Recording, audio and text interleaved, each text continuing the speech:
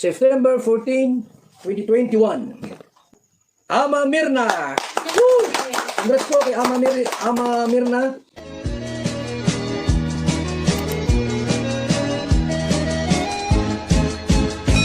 Good morning! Nako, meron tayong nalaman tungkol dito kay Joy. Meron pala siyang itinatago. Nalaman lang ito nung nagsalita yung kanyang nanay. Dahil sa nangyari nga noong time na inimbitahan ni Kalingap Dan si Joy doon sa bahay nila Kuya Brooks, at doon nangyari nga ang lahat na kinakatakutan ng nanay ni Joy.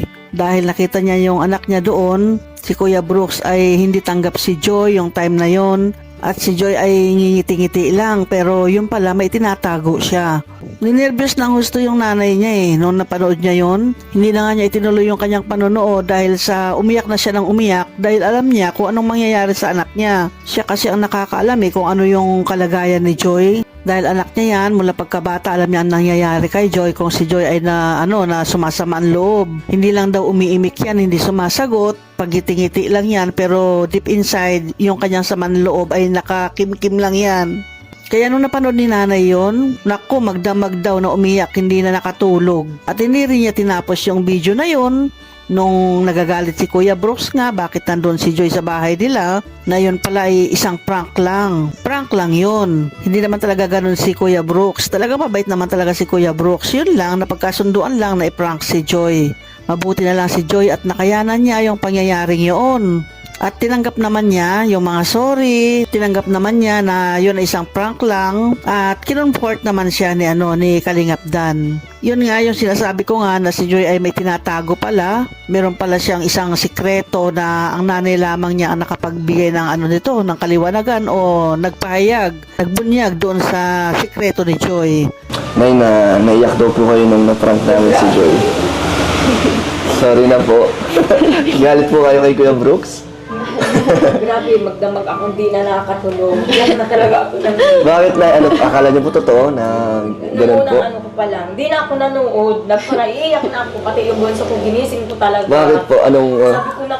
Sabi ko, tingnan mo si ate mo, kawawa naman talaga. Wala. Sabi ko, bumangon ka dyan, sabi ko sa mama, wala ka maiyak tayo. Hindi talaga ako nanood, iyak na ako ng iyak. Pag kasi masama ang loob, nawawala ba siya ng malay? Kayo nang itinatatakot ko. Sabi ko, Diyos ko po. Sabi ko, sana naman huwag mangyari sa anak ko. Diba? Sabi ko, ito na yata yung sasama na maigi ang loob ng anak ko. Sabi ko, paano kaya kung mawalan ko ng malay? Ano kayang gagawin nila? Pag yung bang masama yung loob niya na hindi siya nakakaiyak, kaya naano ko siya nang lumuha na siya. Sabi ko, ay wala na, kaya na yan ang anak ko. Nawawalan ko ng malay pag yung bang masama ang loob niya. Kaya yun ang inisip ko nung gabi na yun. Kaya sabi ko, pero nung nakita ko siya na lumuha na siya, parang kumalma na ako. Sabi ko, nakaiyak na yung anak ko. Hindi naman namin hahayaan na masaktan si Joy, Nay. Na ito si Joy pala, pag sumasama ang loob, naku, naninigas pala yan. Nawawalan ng malay at naninigas. Kaya ang ginagawa nila nanay ay hinihimas, hinihilot yung kanyang mga kamay, hinihilot yung kanyang katawan para manumbalik ba? Para magising uli si Joy sa kanyang pagkakawalang malay. Yung ganyang sakit, yung ganyang kalagayan, marami rin akong nakita ng ganyan dati pa. Dahil kahit yung pinsan ko noon pa, bata pa ako noon, pero yung pinsan ko medyo may edad na. Pag nagagalit yun o masama ang loob nun, nawawala ng malay. At hinihilot-hilot nga nila yung kamay para sa ganun manumbalik yung kanyang kamalayan. Yun kasi ang mahirap ang isang bagay na kinikimkim mo pag ikaw ay marunong magkimkim, pag ikaw ay marunong magtago ng ng sama ng loob, hindi mo yan naiiyak o hindi mo yan naibulalas ba? Ikaw talaga ay maninigas. Hindi ko ma-explain yan dahil hindi naman ako doktor ayon lang sa karanasan yon na pag kinikimkim mo talaga isang bagay na masama sa'yo, na ikaw ay nasasaktan na, yan ay mawawalan ka ng malay, maninigas ka na lamang. Pero nung nakita naman ni nanay ni Joy, na si Joy ay medyo naiyak na noon, napapaluha na, ay naginawa na si nanay. Kasi pag pag iiyak daw si Joy, ibig sabihin, lalabas na yung sama ng loob noon. Nakakahinga na siya o nare-release niya kung ano man yung kinikimkim niya sa loob. Kaya nung nakita niyang medyo umiyak na si Joy, medyo naginhawaan na rin yung nanay niya. Pero hindi pa rin niya tinapos yung yung video na yon. Hindi niya tinapos panoorin. Nako, paano na lang yan? Si Joy pala, ganyan ang kanyang kalagayan kaya dapat maingat yung mga nakakakilala sa kanya. Ngayon na i-reveal na, nahayag na yung kanyang sikreto. Sabi natin sikreto dahil hindi naman yan sinabi noon eh.